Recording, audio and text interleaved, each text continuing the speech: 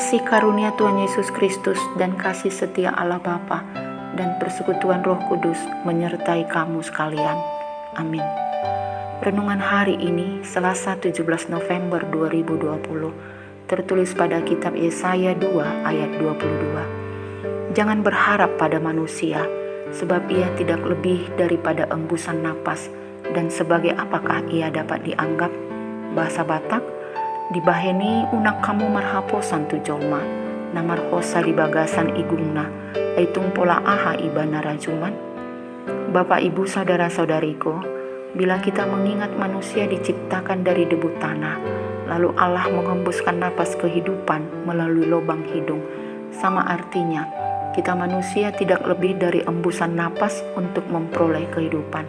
Itu berarti kehidupan yang kita miliki adalah hidup sementara dan ada saatnya akan berhenti atau berubah, tidak ada yang kekal.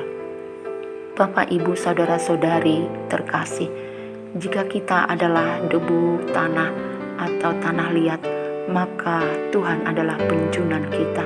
Sebagai tanah liat, tentu kita tidak punya kekuasaan apa-apa, tidak ada apa-apanya.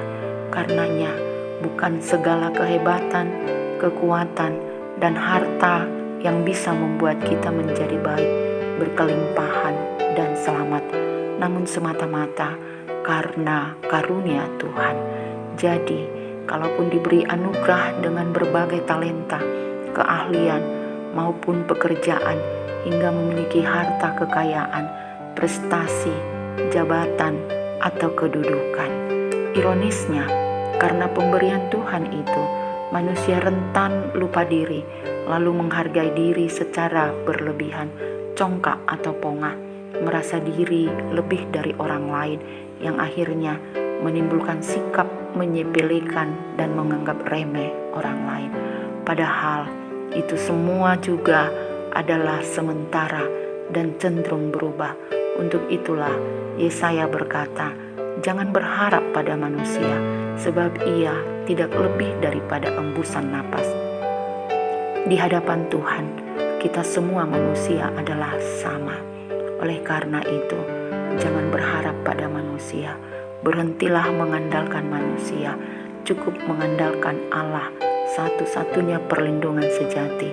Hidup dan keberadaan manusia akan berakhir dan kekuasaannya pun akan lenyap.